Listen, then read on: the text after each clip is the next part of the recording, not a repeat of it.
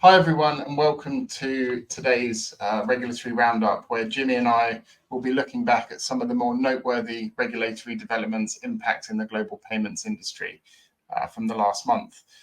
This month, we're going to take a slightly different approach, and rather than just watching Jimmie and I talking, we'll be using Vixio's platform to navigate our way around the regulatory landscape.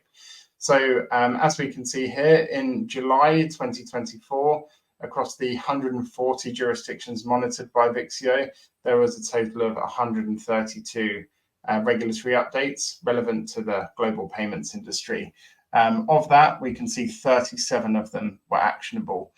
In terms of regulatory deadlines, we saw 62 effective dates and 24 response deadlines.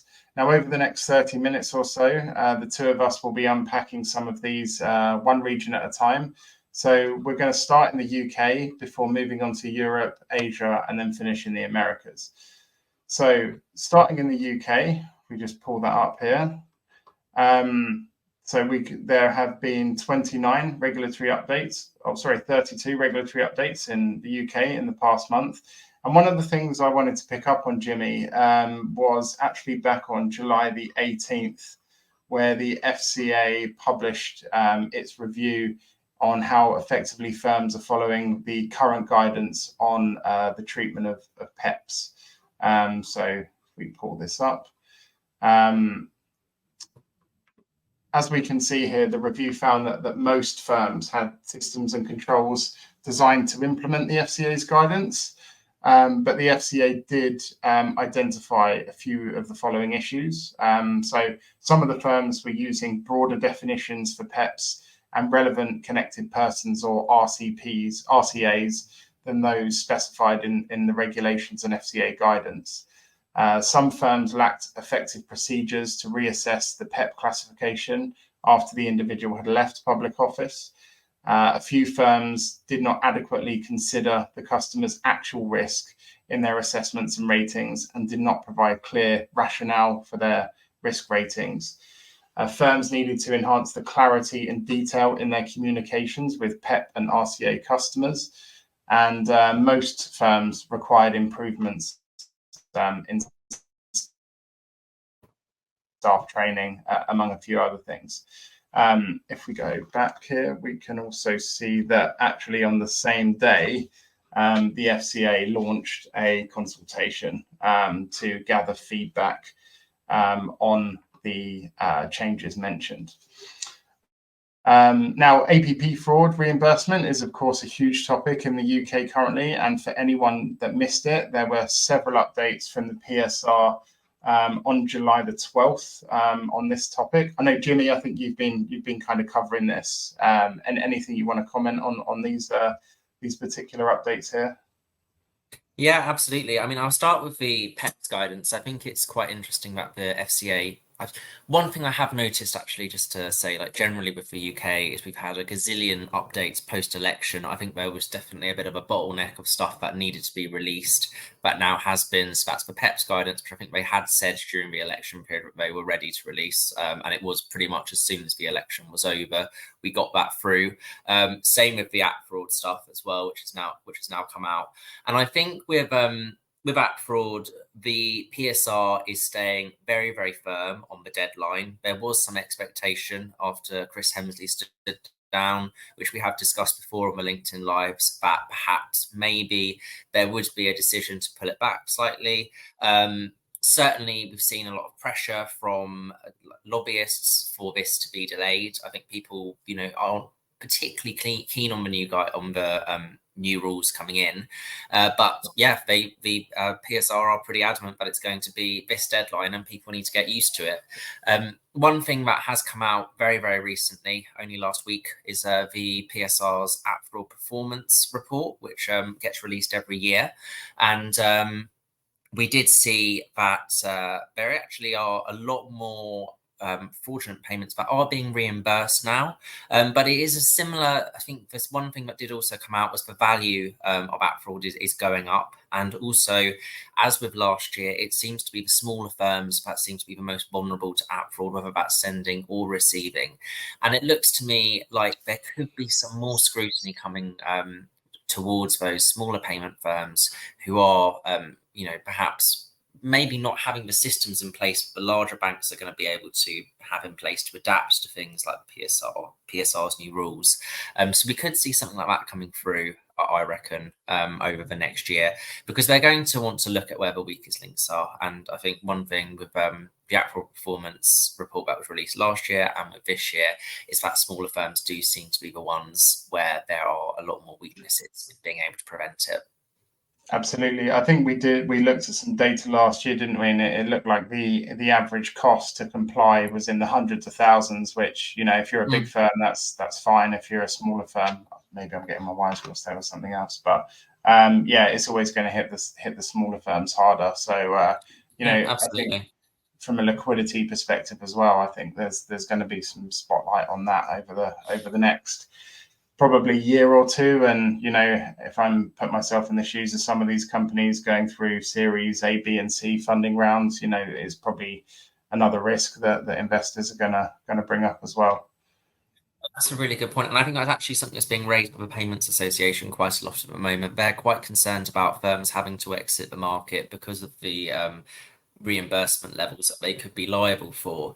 And I do think that these firms are really going to have a think about how they're going to prevent this fraud, whether that's investing more in things like AI services to be able to notice if there are fraudulent payments taking place, or we could see something like payments starting to be slowed down, which is a real concern. I think if you're used to things like faster payments, are we then also going to see those firms get in trouble with their customers if a payment that is legitimate gets slowed down and causes someone difficulty? So yeah, it's definitely a tough situation for the smaller firms, I think. Same with any kind of regulation like this.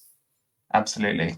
Right, moving on. So on, I think it was July the 29th, let's just go up to that date. Here it is. And the FCA is reviewing retail conduct requirements following the introduction of Consumer Duty.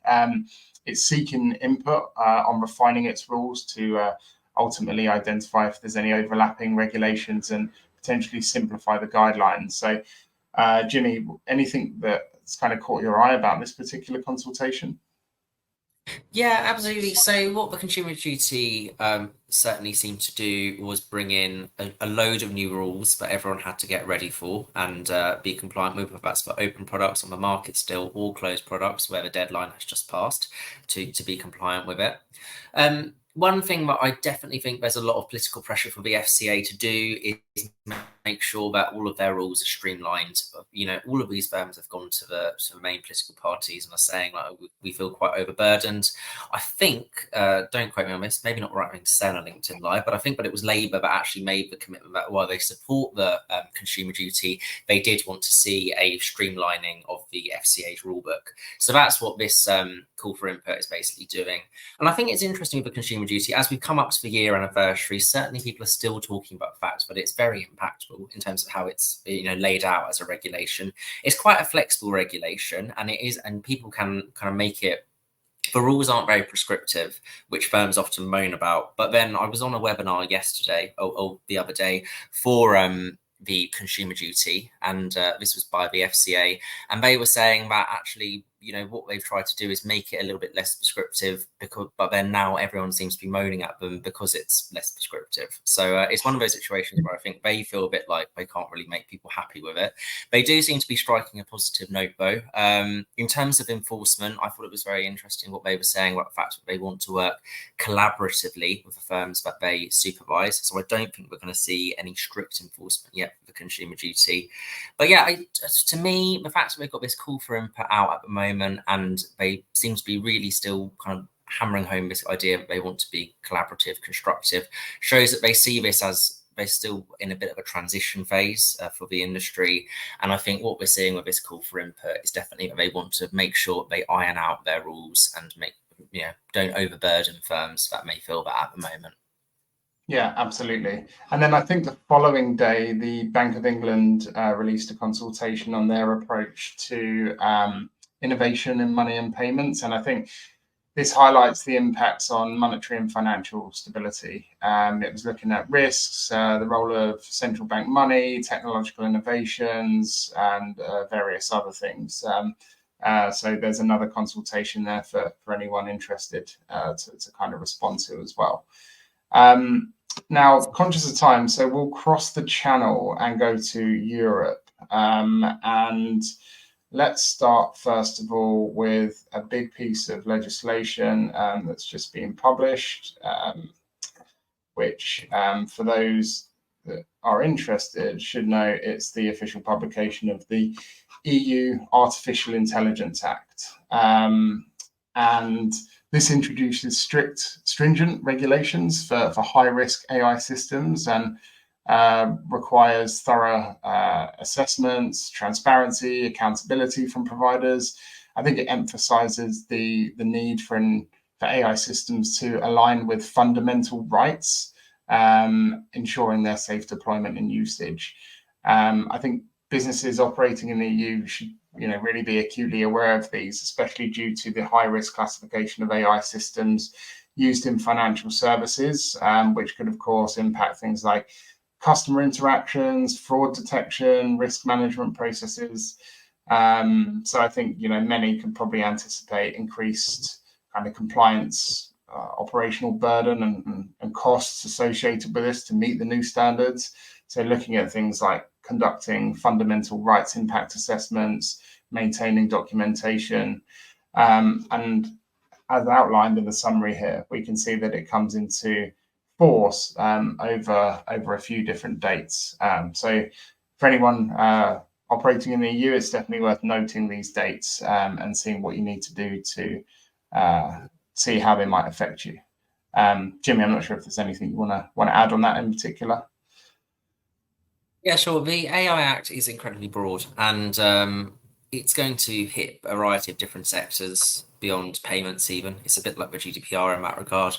The EU has stepped ahead in introducing a framework. Other countries, or jurisdictions rather, aren't really there yet. So the UK at the moment, there was a lot of disappointment with the King's speech the other week that the new government isn't suggesting an AI Act yet.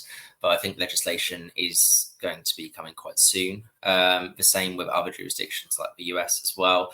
I think firms really need to think about how they're using AI and where the use cases are. I don't think that this new legislation will severely hit many payments firms. I do think they do need to pay attention to it at the same time to make sure they're aware of some of the new rules. I think that the EU does want to encourage innovation, and you can see that with certain EU leaders, such as President Macron in France, who did host a AI summit earlier this year. So yeah, it's definitely something that's on the agenda for the EU to make sure that they can encourage innovation but also maintain consumer protection. On a separate note, I would say that there is a consultation open at the moment that people should check out on AI use in financial services. And the EU has said that they're not going to make new regulation out of that, but it could be an opportunity for firms to offer their feedback on how they're using AI at the moment to basically their regulator, the European Commission. Right, interesting. Now moving on. On July the 23rd, we go and find that. Jimmie, I know instant payments regulation, something that obviously it's been very topical. And here we go on the European Commission. Published a clarification Q&A on the requirements of the instant payments regulation. I think this included things like the need for faster processing times, increased fraud risk, essentially higher compliance costs. It mandates that payment service providers within the EU offer instant payments services to customers 24/7, 365. Which is all kind of good stuff. It's all very welcome, but I think you've been hearing from some in the industry that this might create some operational challenges for PSPs. Yeah, certainly. So what you often find with the clarifications that EU regulators release is people sometimes say, actually, it's more frustrating because suddenly something that they feel like they've kind of been able to do because it's a bit of a grey area suddenly becomes not possible anymore. I think there was a feeling the IPR doesn't necessarily align that well with the EPC rulebook, the European Payments Council rulebook on SEPA Inst. Which isn't law, but it's soft law, and it's it's the standards that people tend to abide by in the Eurozone, at least, to be able to manage faster payments or instant payments.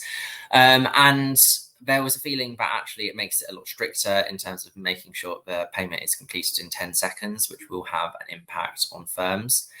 The clarifications that they've released, it's 82 pages long, and I think it shows just how many things needed to be ironed out by the European Commission to be able to comply with this regulation. You know, the IPR was a relatively small piece of regulation. It wasn't a very long piece. It wasn't very wide reaching, but still there's so much that needs to be clarified. And I think as firms are preparing for DORA, at the same time they're having to keep this in mind as well. And the European Banking Authority has also released some consultation now on the IPR, and so is the ECB. And actually with the European Central Bank, it's quite positive. It was earlier this month, but it was actually kind of creating a harmonised policy, which is certainly something that they're very good at the moment. Very interesting. And actually, there's something you mentioned there, Dora. I want to pick up on that. You know, given the events of what 2-3 weeks ago now. For those that haven't seen this before, Vixio tracks all relevant Dora updates here. I think for me, the thing that stood out, if we just pull up the Dora updates, I think for me, the thing that stood out from what happened a few weeks ago is just like the level of disruption and how it was down to a single point of failure. And I think a lot of people are talking about concentration risk, depending on a single vendor, potentially a fourth party that you're unaware of. And I think it makes DORA look like an even more timely piece of regulation. And with this in mind, actually, over the last month, we can see that there have been several more updates on DORA, including a new set of draft technical standards from the ESAs. But of these, the one that stood out to me actually was this survey result from the Dutch National Bank.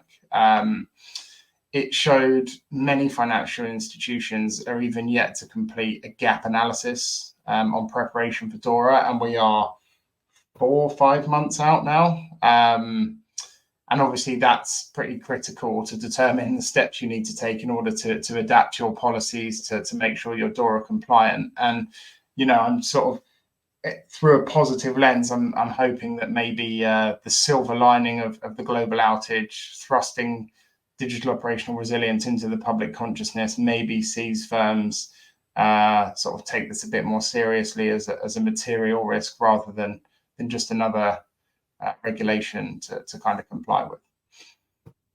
Yeah, absolutely. I mean, on the press release for those Dutch survey results, they did warn it's coming sooner than you think, DORA compliance.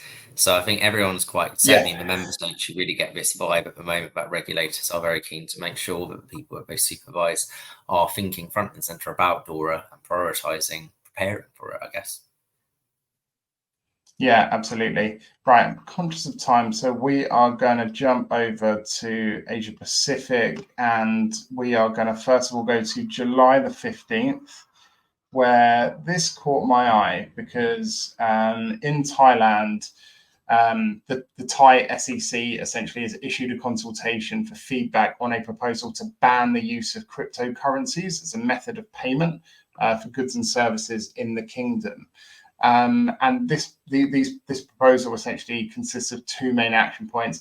First of all, issuing a ban on the current licensed digital asset providers in Thailand. So that stops any operators from conducting any business that could be considered facilitating a payment for a good and service using a digital asset.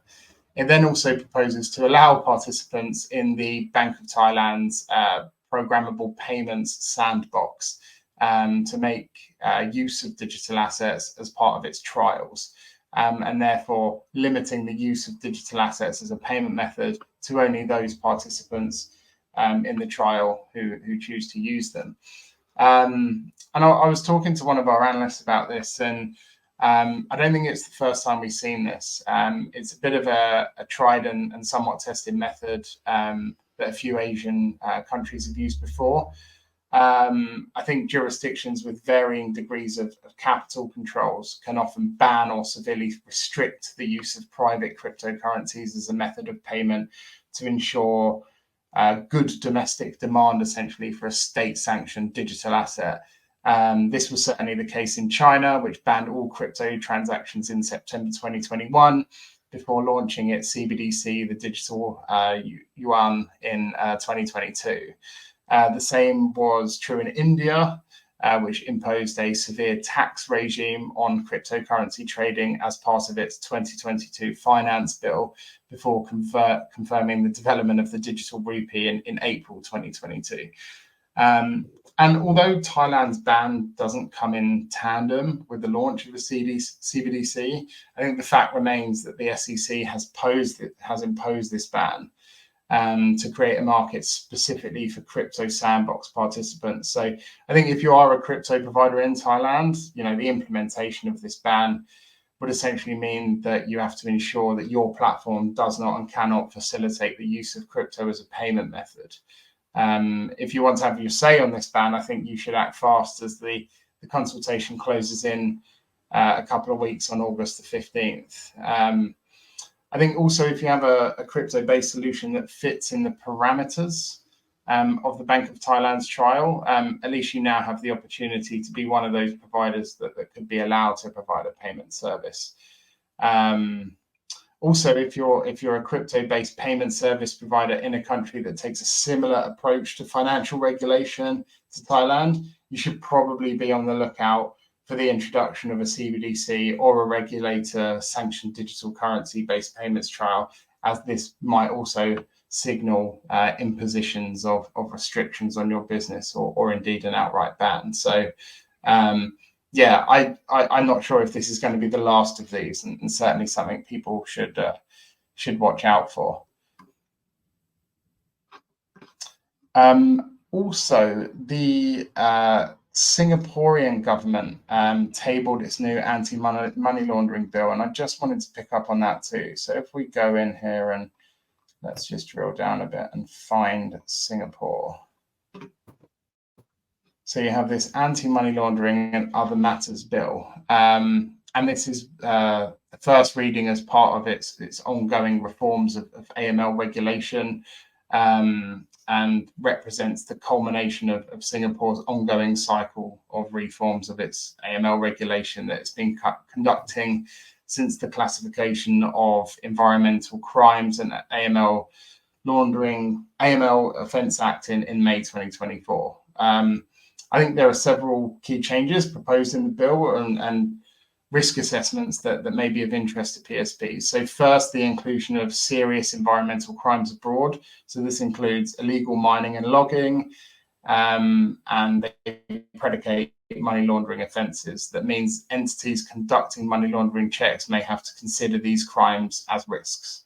Also, PSPs will now have to take into account the new money laundering risk assessment and terrorist financing national risk assessment when taking a risk-based approach to their AML checks. And I think these new assessments will be of particular interest to digital payment token providers, cross-border money transfer providers, and operators who work with banks for the use of cross-border payment systems and the risk profiles for these operators as they've been increased. Jimmie, I think when we were chatting earlier, there was something maybe in Australia you wanted to pick up on related to open banking. So maybe if we pick up on that before we depart. Yeah, absolutely. So yeah, in Australia, there's been kind of the usual tussle almost on open banking between the banks and the fintechs. So the banks have said that it's not the consumer data right, which is open banking over there, is not particularly effective, while the fintechs are saying the data that's being provided isn't what's needed. So ultimately, the issue is that, as you can see, they're looking for clearer data to be published on open banking. And it really feels the same as it is in the UK. I think this is the issue you really get everywhere. I was actually at an open banking event the other week, and there were people saying that they, ultimately what's really needed is to get the banks and the fintechs around the table and talking about how to improve these standards. So yeah, it's definitely an issue that continues, and it's interesting to see it happening across the world, including in Australia. And this released by the fintech, or the Fintech Trade Association, I think it's Australia Fintech or something. I'm trying to look on that, Fintech Australia. So that came only a few days after the banks basically said that they didn't feel that it was particularly effective, how the consumer data right was going so far. So I think it's something that, to keep our eyes out for, particularly as the UK tries to move on from the CMA order at the moment into other industries, as has happened in Australia with the consumer data right, which has gone beyond banking. Absolutely. Right, conscious of time, so just a hop, skip and a jump back over to our horizon scanning tool, and we're going to look at the United States. So if we to North America and the US, and as you might expect, more states have continued to adopt the Model Money Transmission Modernization Act. So if we look here back at July, we can see on July the 1st, Vermont adopted this, and on July the 2nd, South Carolina also adopted this in full.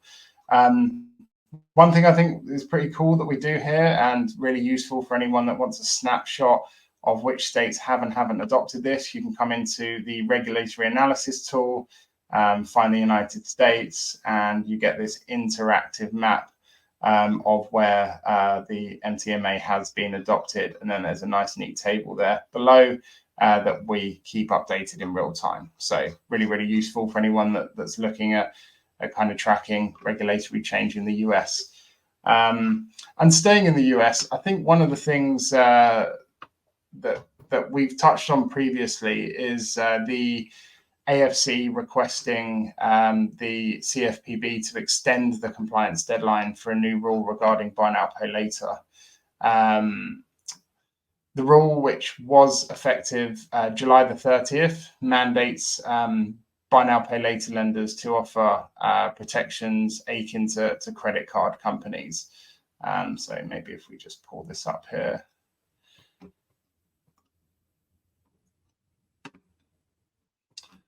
Here we go. And as we can see, the AFC essentially supported the rule and cited diverse business models and complex changes required, and therefore is simply seeking an extension to January the 1st for better compliance, and that's January the 1st, 2025. It also criticised the CFPB for insufficient implementation guidance, which potentially leads to varied interpretations and enforcement challenges as well. I think Klarna has opposed equating buy now, pay later with credit cards too. So for anyone that's interested, you can pick that up in our insights as well. There was also something else. I mean, we were talking about APP fraud earlier, and actually, I think there was a story we published a few days ago that looked at APP fraud in the US and the responses from the industry. So, Jimmie, I'm not sure if you had any insight on that, because I know you've been speaking to a few people on this.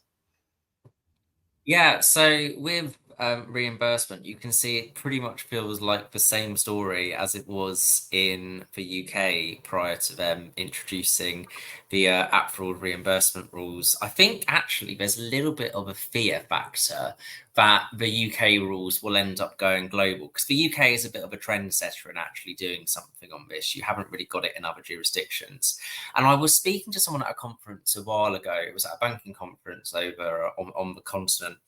And they were saying that, you know, they will tell people what the UK rules are on mandatory reimbursement, or rather the ones that are coming in on October 7th.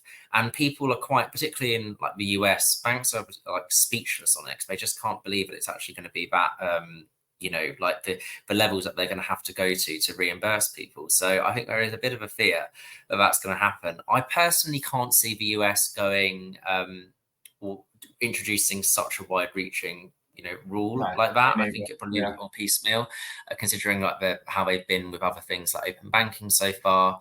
But yeah, you can really see the US banks and Zelle, which is obviously very well used in the US, are very keen to make sure that they are getting their voice across to Congress before these rules start to be considered. And I think, just to potentially complicate matters further, I wonder if there'll be I think the regulatory environment in the US is complicated already, because you've got a mixture of state and federal regulations. So. If we start seeing this at a state level with varied approaches, I mean, that's going to create a very complex web of processes for any business. And, you know, I think everyone's kind of crossing their fingers and hopes that doesn't happen. Absolutely. I mean, that is actually a real concern, because if there is, I mean, it would be a nightmare if you were having to do one thing for California, another thing for Florida, another thing for New York, all places that, you know, and I think particularly if you look at like politically how divided the US is now, that could be a real problem if you were going across different, like quite large states and economies that are across the United States.